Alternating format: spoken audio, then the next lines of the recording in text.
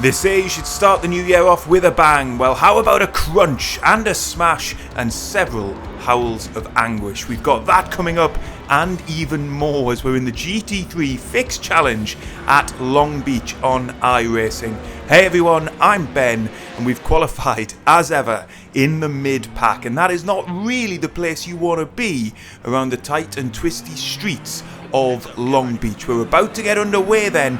Yes, there we go. The pack has gone. I was caught slightly on the hop there, but at least we've got a little bit of space up ahead of us here as we barrel at high speed down towards T1 for the first time. This is the moment of maximum danger. Look up ahead. That's exactly why. We've got 3 cars off to the right hand side and we get hit by a driver who just carried too much speed into the corner. I'm now getting bullied through the fountain, very nearly lose the car completely, and I've lost at least one position, maybe another. Yes, I've got another driver down my inside there. I've no idea where we are in the pecking order. We'll have to wait until the standings update, but what an opening set of corners there. Thankfully, we didn't get terminal damage. I think we got away with 4x. Hopefully, no significant performance impacting damage there as we're through into the mid part of this opening lap. The 2 drivers up ahead looking feisty as we get onto the back straight. The track very, very slippery. Track temperatures not high. Cold tyres, cold brakes. So we've got to be alert here. And the 2 drivers have come together up ahead. Look at that. We've got a slam on the brakes. Get out the way there of the concertinaing traffic. But it looks as if we're side by side into the final set of corners here. I haven't made up 2 positions there, but we have got 1 position back. Surely the driver up ahead has got some decent damage there, which will be slowing him down, if not giving him a meatball flag. But as it stands, we're going to cross the start-finish line, and I think I'm up into P7.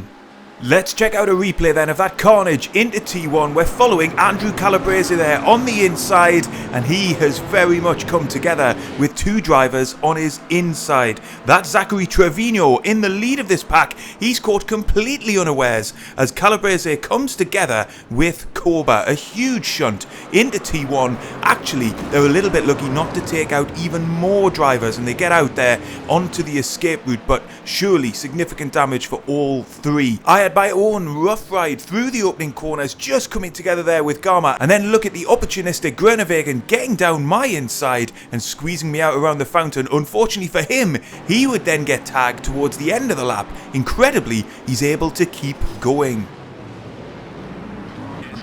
We rejoin the live action then on lap 5, and I am in hot pursuit of Groenewegen up ahead. I think I've got the pace to try and get up into the top 6 here, but it's going to rely on the driver up ahead making a mistake of some kind. We are lapping at very similar speeds at the moment, and of course this circuit incredibly difficult to execute a clean overtake at. We're both pushing hard at this stage of the race, I think, and look up ahead, you'll see evidence of it as he clips the inside wall there again. Surely Groenewegen is picking up some damage from these connections that he's making with other drivers and the wall, but there's a yellow flag out. A big hit up ahead for Diego Diniz. He's out on the inside there. We did have to get off the gas just to be safe. Here's the accident again. Oh, he's just overcooked it into the tyre barrier. Thankfully, he didn't rejoin into my path, but as I say, I had to get off the gas. That's going to have cost me a little bit, and we've had a change at the front of this race as well. Gibson led us away from the start, but Brand is going to get past him here. Gibson just carries too much speed into the right-hander. He keeps it out of the wall, but he's lost P1. We rejoin the live action then on lap 9, and now I'm up into P6, but I'm still behind Cor Groenewegen up ahead, and actually the gap has extended because I had to get off the gas through that crash with Diniz. I dropped back another half a second or so.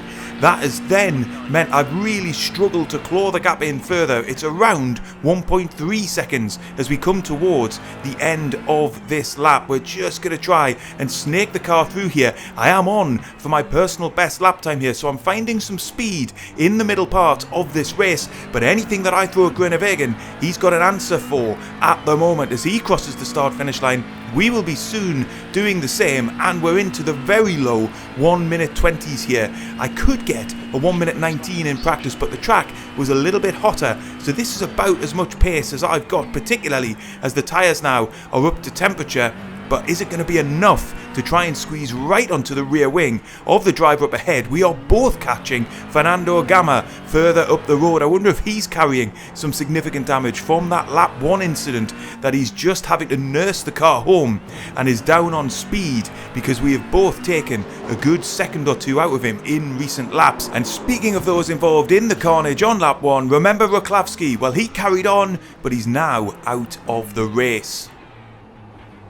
We're on then to lap 12, and the gap is slowly but surely starting to come down to Groenewegen up ahead. There's probably just 3 or 4 laps left at most now, so I've really got to put the pressure on to Groenewegen up ahead if I'm going to be able to just get one more position out of this race. And of course, Fernando Gama could yet come into play. Charles Dalton behind has been keeping me very honest. That gap is only a second, so if I make a mistake, I could be under big pressure as well. That's what racing at Long Beach is all about. It's about judging how much can you push, how close to those walls can you get, how much of a slide through some of these corners are you willing to tolerate to carry maximum speed without losing the rear end of the car. I'm going through that at the minute in the cockpit. Groenewegen is going through that in the cockpit at the minute, likely with a damaged car, and I'm sure Charles Dalton behind is pushing too. So we're onto the back straight once again then. The gap down to 0.7 seconds. Get the car down into second gear, just float through this section of corners, and really what you're trying to do here is set up the final hairpin, because the exit of that corner is absolutely crucial, and it's something that I've been struggling a little bit with.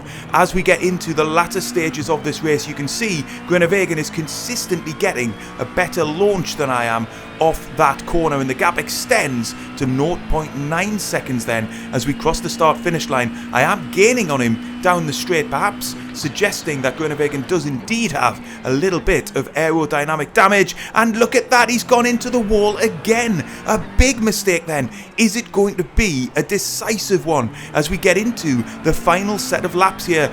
Basically now we are nose to tail running through this first sector of the lap. Is he going to make another mistake here? Well, he's very loose through the right-hander there. I'm going to peel to the outside here. He's covering off the inside. That's going to compromise him on exit here. I can sense a big chance we get checked up mid-corner there, but I should still potentially have an opportunity here. It looks as if he's extended the gap. Oh, we're very close to being side by side through the right-hander. We both hold our nerve, but Groenewegen holds the position as we're now onto the back straight once again. That gap back up to 0.5 seconds. Charles Dalton behind has taken advantage. I've now just got half a second back to him as well. This race is heating up as we get into the final stages. Once again, heavy on the brakes, into first gear, try and get the best exit that I can. There's going to be 2 more racing laps here. It's not quite do or die, but it's certainly getting towards that point of the race. The gap then, 0.5 seconds again. This is about as close as I've been heading into T1 for a good while. We're now 0.4 seconds behind. I'm pushing as hard as I can, and I've pushed too hard. I've gone long into T1. I managed to keep it out of the car ahead and out of the wall, but unfortunately that has cost me. I was just too eager to try and pile the pressure on, and unfortunately I've cost myself a few tenths of a second there. And with so little time left in this race, it could be the last opportunity that I had to really ratchet up the heat on Groenewegen up ahead. But you'll see we are still within a decent distance. Maybe, just maybe, I'll get another opportunity in the lap and a half that is remaining. It looks as if Gama up ahead has got enough of a cushion back to us, particularly as we are now fighting. Thankfully Charles Dalton is not swarming all over my rear wing either, so I can reset now. I know I've only got about a lap left in order to get anything done here on Groenewegen up ahead. Am I going to be able to do it? Let's find out then as we come into the penultimate corner, heading into the hairpin again. This is going to be critical. Can I get a better run out of the corner than him? Well, it doesn't appear so. He's got a very nice run. He seems to have more traction than I do heading out of that corner, and that is proving pivotal because it's giving him enough gap as we get down the start finish straight for one last time in order to not be under pressure heading into T1. It forced me into driving too hard into this corner last time round. We hit the apex. This time I was hoping that we might see another mistake from the driver up ahead there. Unfortunately for me, he kept it nice and clean, good lines through there, but the chase really is on then as we get into the middle part of this final lap of the race. The pressure in the cockpit is mounting. You can see I'm having to make adjustments to the wheel all the way through these corners. The track still slippery, not giving up too much grip, and I am pushing as hard as I dare. I don't want to throw this race away at this point, but I'm now really just waiting for Groenewegen to do that, because if he doesn't, I don't think I'm going to be able to make up this gap, and there's only a handful of corners left. This has been a very intense race between us throughout the 20 minutes of this session, but it looks like it's going to come down to the final couple of corners, and unless he makes a mistake heading into the hairpin or possibly on the exit, and I might get a chance to outdrag him, but he's nice and tight to the apex there. We are going to be within half a second as we take the checkered flag. Maybe with another lap or two I would have been able to get that move done. As it stands, I'm going to have to settle for P6, but wow, what a race that was. A great battle there with Groenewegen. I'm sure he did have some damage, so his underlying speed was a bit compromised. He took some big hits. I'm amazed he didn't get a meatball flag, but fair play to him for holding on to P5. And I'm just relieved to have gotten through this combination with only 4x. I hope you've enjoyed the race. If you have, I'm sure you'll enjoy one of the sessions up on screen now, and I will see you on the next one.